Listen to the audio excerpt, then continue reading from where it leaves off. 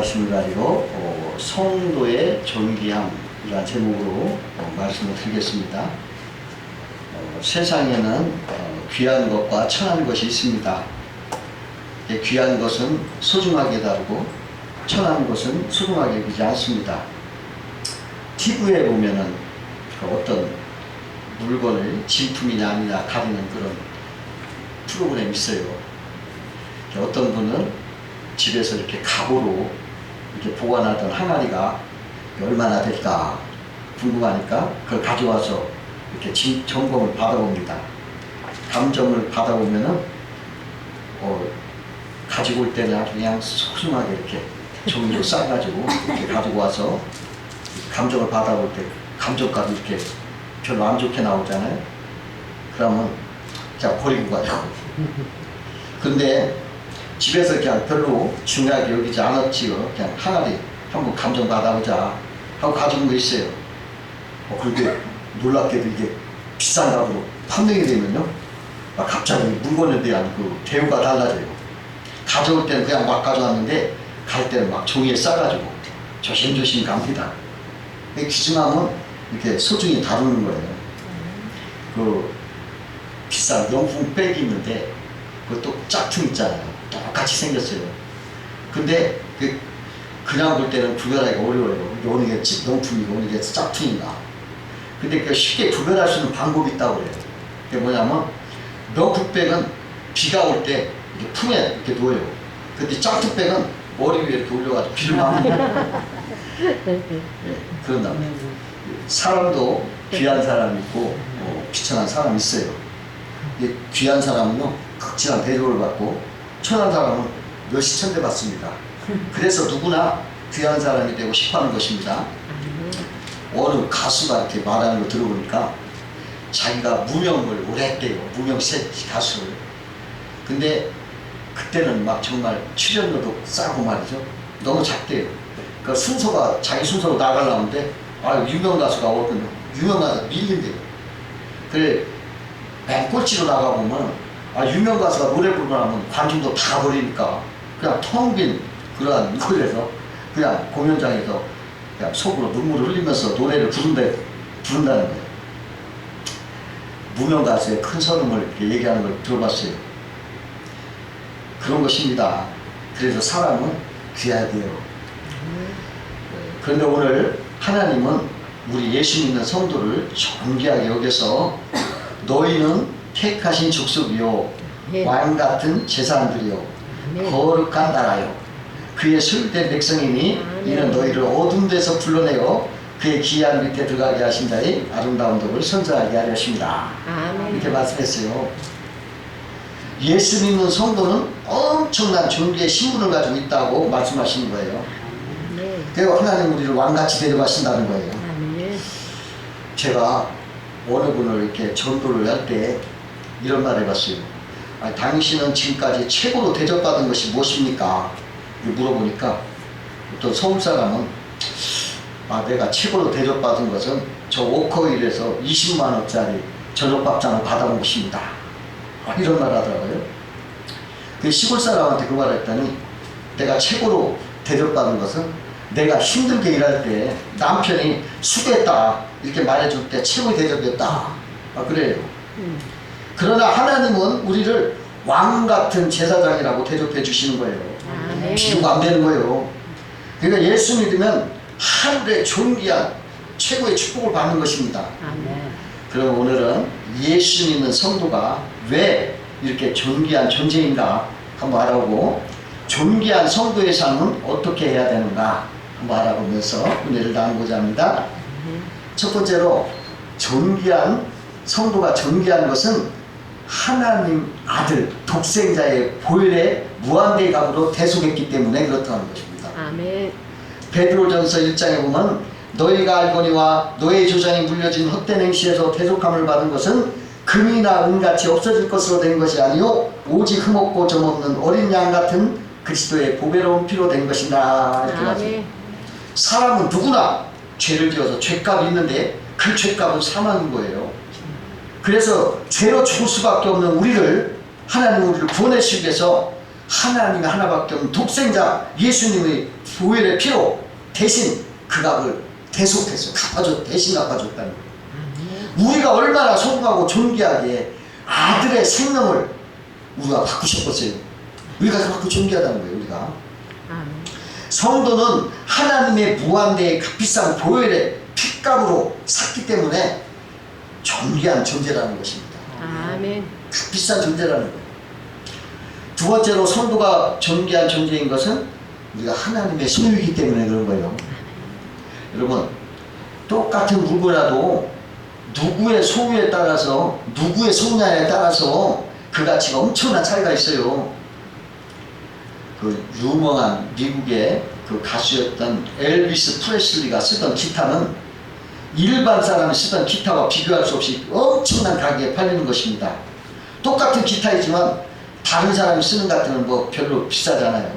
그러나 엘비스 프레슬리가 쓰던 기타는 그 주인이 귀하기 때문에 그거 가치가 큰 것입니다. 여러분, 피카소가 이렇게 그림에다가 내버린 종이가요, 그 한 장 값이 아파트 한 채 값이에요. 집 한 채 값이 팔려요. 왜 그러냐면 그게 유명한 피카소의 손댄 피카소 꽃이었기 때문에 그냥 한 번 만진 것이라도 그렇게 비싼 거예요. 피카소가 유명하잖아요. 여러분, 누구 소유에 따라서 값이 달라져요. 저 미국 16대 링컨 대통령은 그가 앉았던 걸상을요, 값으로 따질 수가 없어가지고 국가의 보물로 보존하고 있어요. 여러분, 세종대왕이 쓰던 벼루는 참 귀합니다. 값으로 못 따져요. 또 이순신 장군 칼은 비싼 거예요. 어떤 사람이 파리에 놀러가서 골동품어에 가서 여행 기념으로 500달러짜리 그냥 목걸이를 샀대요. 그냥 보잘것없는 목걸이죠. 근데 그게 미국 와서 알고 보니까 나폴레옹 사인곡이 들어있어요. 그런데 이 값이 말이죠, 5만 달러가 됐어요. 순식간에 100배가 올라왔던 거예요. 여러분, 근데 하나님은 우리를 내 소유라고 하는 거예요. 아멘. 여러분, 피카소가 그린 그림 한 장, 엘비스 프레스의 그 쓰던 기타, 세종대왕 벼루, 그 유명한 사람이기 때문에 귀하잖아요. 근데 우리는 천지를 창조하시고 살아계시고 만왕의 왕이 되시고 전능하신 하나님이 우리 소유하는 거예요. 아멘. 우리가 어떤 사람이에요? 귀한 사람이에요. 존귀한, 하나님 우리 굉장히 존귀한 신이에요. 여러분, 사람은 누구나 자기 걸 좋아하는 거예요. 그 어떤 유명한 목사님이 개척을 교회를 하는데 오늘 수요 예배를, 저녁 예배 할머니 한 분 오신 거예요. 그러니까 개척 예배 사람이 없으니까 한 분 한 분 얼마나 소중해요. 그래 마음 그냥 반갑게 받으면서 아주 큰 좋아서 예배를 드렸어요. 그랬는데 예배 마치고 나가려고 하는데 하필이면 그 새로 오신 그 할머니 신발을 쓰는 거예요. 그래서 목사님하고 성도들이 할머니 시험 받을까봐 막 그냥 노심초사 그 신발을 찾는데 없는 거예요. 그러니까 목사님이 이렇게 보니까 구석에 처박혀 있는 아주 때묻고 낡은 고무신이 있어요. 할 수 없이 그걸 드리면서 다음에 오시면 새 신을 사드릴게요 하고 드렸더니 그 할머니가 그 신발을 보더니 박수를 치면서 막 펄쩍 뛰며 기뻐하면서 그거 내 신발이에요. 그렇게 말해요. 그때 목사님 깨달은 게 하나 있어요. 자기 것이라면 저렇게 때묻고 낡아도 좋아하는구나. 하나님은 자기 것인 우리들을 비록 때묻고 낡아서도 얼마나 좋아하실까 하는 생각이 나서 큰 은혜를 받았대요. 하나님을 이렇게 자기 거 사랑하십니다. 어느 목사님이 젊을 때 방위로 근무를 했대요. 군대를 못 가고 방위로. 근데 훈련 기간 중에 잠깐 병영생활도 며칠 했었다고 합니다. 근데 그 병영생활하는데 어느 날 저녁에 그 내무반장이 계급이 좀 높은 사람이죠. 그 상관이 술을 잔뜩 먹고 와가지고 기분 나빴던지 전체 집합하더래요. 그 집합에서 딱 서 있으니까 이 상관이 술을 먹고 난 상관이 그냥 총 개머리판으로 막 치더래요. 사람을 닥치는 대로 그냥 막 때리는데 아, 목사님 이렇게 보니까 그거 맞으면 자기 죽을 것 같더래요. 그래서 하나님 앞에 간절히 기도했답니다. 하고 하나님 좀 살려달라고. 근데 자기 차례 오니까 그 상관이 아, 너 예수쟁이는 저를 꺼져. 아, 이라더니 다음으로 그냥 넘어가더래요. 그냥 넘어갔어요. 그때 아, 하나님이 내 간절한 기도를 응답해 주셨구나. 그걸 깨달았고 크게 기뻐했다고 그래요. 하나님은 자기 것을 아끼고 지켜주시는 거예요. 아멘. 우리가 하나님 것이기 때문에 엄청난 존귀하다는 것입니다. 아멘. 세 번째로는 성도가 존귀한 존재인 것은 하나님이 그렇게 그럴 존재라고 말씀하셨기 때문에 존귀한 거예요. 하나님이 말씀하시면 말씀대로 그게 진리예요. 아멘. 하나님 우리가 넌 존귀하다고 했잖아요. 그러니까 우리가 존귀한 거예요. 나폴레옹 대왕이 군대 사회를 할 때 그 말이 펄쩍 뛰는 바람에 나폴레옹이 당황을 했어요. 그런데 어떤 병사가 쫓아나서 그 말을 탁 잡아가지고 진정시키고 나폴레옹 이렇게 드리니까 나폴레옹이가 고맙네 대위 이렇게 얘기한 거예요. 그러니까 이 병사가 예? 하면서 감사합니다 하고서 인사를 하더니 즉시 자기 막사로 가서 짐을 다 챙겨가지고 장교 숙소로 간 거예요. 그러고서 거기서 병창병에게 대위군복을 갖고 오라고. 그 대위군복을 입더니 장교로 딱 쓴 거예요. 이 병사는 그냥 나폴레옹 말 한마디로 장교가 대위가 된 거예요. 따지지도 않고 사양하지도 않고 의심도 없어요. 그냥 나폴레옹이 말했으니까 그대로 그냥 그렇게 한 거예요. 그러니까 나폴레옹이 그 맛을 보고 껄껄 웃으면서 그 사람 대위다 얘기했다는 거예요. 여러분 나폴레옹 황제가 그렇게 말하니까 그냥 그대로 되는 게 되는 거죠. 뭐 저 북한의 김정은이가 뭐 너 뭐라 하면 그냥 그대로 김정은이 뭐 대장 붙였다가 뛰었다가 소장 붙이면 마음대로 하더만 그러면 그대로 되더만. 참 거룩한 하나님 앞에 이 김정은 사람을 비교하기가 죄송합니다. 큰 잘못입니다. 비교할 수가 없어요. 우리 하나님이 우리가 보고 왕 같은 죄송합니다 하면 그거예요. 그냥 그거 믿으세요? 아멘. 믿어야 되고 너 내 것이다. 내 하나님 것이구나. 딱 믿으면 돼요. 그냥 너 택한 족속이다. 택한 족속인 줄 그대로 그 말대로 이유 필요 없어요. 그냥 그거예요. 여러분 그게 믿음이에요. 하나님의 말씀은 진리입니다. 아멘. 그 말씀 그대로 그 말씀을 근거로 성도는 존귀한 신물이고 존재라는 걸 꼭 믿으시기 바랍니다. 아멘. 그러면 존귀한 성도의 삶은 어떻게 해야 하는가, 어떤 삶을 살아야 하는가 한번 알아보겠습니다. 첫 번째로 성도는 새로운 존귀한 신분으로 살아야 돼요. 그 어느 인정받은 임금이요 다리 밑에 산 거지를 불러다가 좋은 옷을 입히고 맛있는 음식을 주고 너는 내 왕자라고 삼았어요. 왕자 삼았어요. 거지는 왕자가 됐지만은 저녁에는 자꾸 다리 밑으로 가려고 하는 거예요. 그러니까 사람들이 말렸어요. 너는 왕자니까 이제 왕궁에서 자야 한다. 막 억지로 끌고 와서 왕궁에 재웠어요. 아침이 되니까 또 이 사람은 왕자한테 다리 밑에 또 가는 거예요. 그 시중들 신하가 왕자님 어디 가십니까? 물었더니 나 다리 밑에 내가 세수하는 곳에 가서 세수하러 간다. 왕자가 자기가 왕자라는 신분을 생각하고 거지라고 그냥 생각하는 거예요. 이게 얼마나 황당합니까? 여러분 우리는 존귀한 신분이니까 존귀한 신분으로 살아야 하는데 이 거지처럼 이렇게 할 때가 많아요. 우리도 세상에 시달리고 세상에 고생하다 보면 스스로 내 자신을 비천하게 생각을 하고 막 자기를 학대하고 자기는 막 부정적으로 생각할 때가 있어요. 그러나 본질은 변하지 않잖아요. 택하신 족속이요 왕같은 제사장이요 하나님의 백성인 것입니다. 아멘. 여러분 믿음으로 존귀한 신분을 꼭 붙잡고 살아야 돼요. 아멘. 성도는 존귀한 신분으로 살기 바랍니다. 아멘. 성도는 두 번째 하나님의 아름다운 덕을 선전해야 한다 그랬어요. 9절의 하반절에 이는 너희를 어둠 데서 불러내어 그의 기한 밑에 들어가게 하시니 아름다운 덕을 선전하게 하려 하심이라 이렇게 말씀했어요.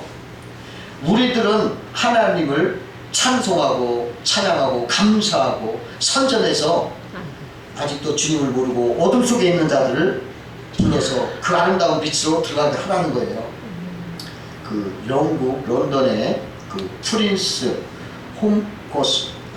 휴거스 프린스 휴거스라는 목사가 계셨어요. 근데 그 목사님 설교를 듣고 많은 사람들이 막 회개도 하고 그 예수 믿고 그냥 병자들이 막 고침을 받고 막 어떠나 막 죽으려는 사람이 새 생명을 얻고 수많은 죄인들이 막 거듭나서 새로운 삶을 살았어요.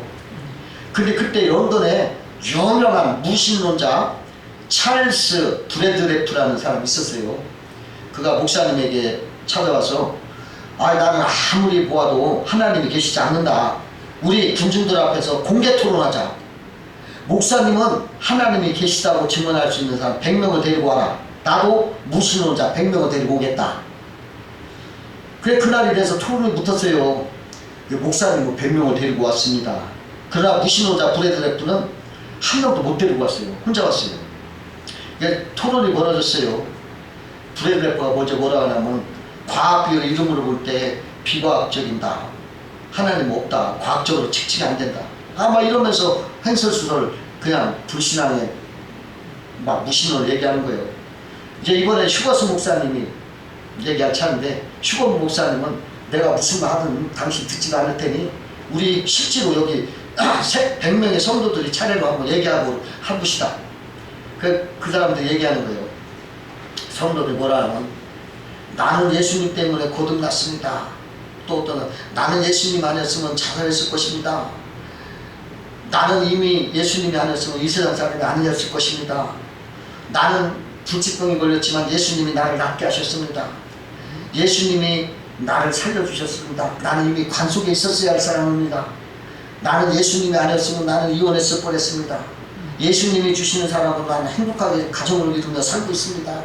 100명이 막 계속 얘기하니까 그 감정을 듣고서 이 브래드레프가 할 말이 없는 거예요. 그러더니 뭐라 하냐면 제가 좋습니다. 제가 변화시킨 사람은 한 명도 없었지만 예수님은 수많은 들을 변화시켰으니까요. 이렇게 말하더라는 거예요. 이와 같이 우리는 주님의 그 아름다운 덕을 선전하라는 거예요. 여러분 예수의 소문을 듣고 혈루병 여인이 찾아와서 혈루병을 고쳤잖아요. 바디메오와 삭개오가 예수님의 소문을 듣고 예수님을 만났어요.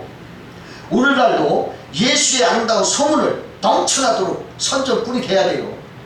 그 소문을 듣고 죽어가는 사람이 살인 역사가 나타나는 것입니다. 하나님 존귀한 성도는 선전을 예수 그리스도를 선전하며 살아야 되겠습니다.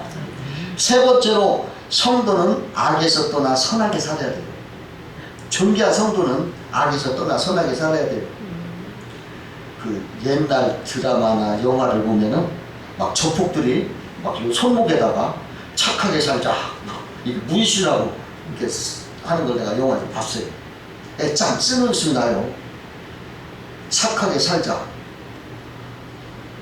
여러분 착하게 살려면은 근본적으로 주인이 바뀌어야 돼요. 사탄이 주인이 되면 사탄의 종으로 살면 죄를 짓고 악하게 살게 되는 거예요. 그러나 예수님을 주인으로 모시고 예수의 종으로 살면 새로운 인생이 되고 착하고 하나님의 영광 돌리는 복된 삶을 사는 것입니다. 아멘. 늘 주님을 모시고 주님과 동행하면서 선하게 사는 것이 하나님의 뜻이요 성도의 존귀한 삶인 것입니다. 아멘. 그리고 꼭 예수님을 모시고 살아야지 사탄을 모시고 사는 것 이건 영광 가리는 거예요.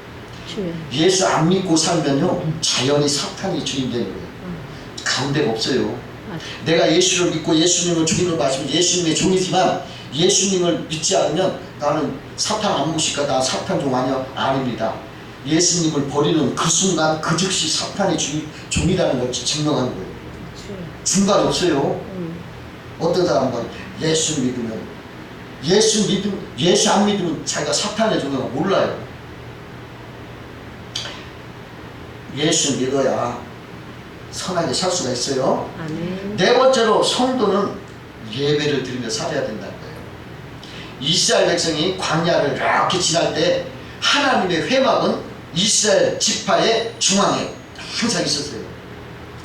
이건 뭘 말합니까? 그와 같이 성도의 삶은 예배 중심, 하나님 중심으로 살아야 한다는 것입니다.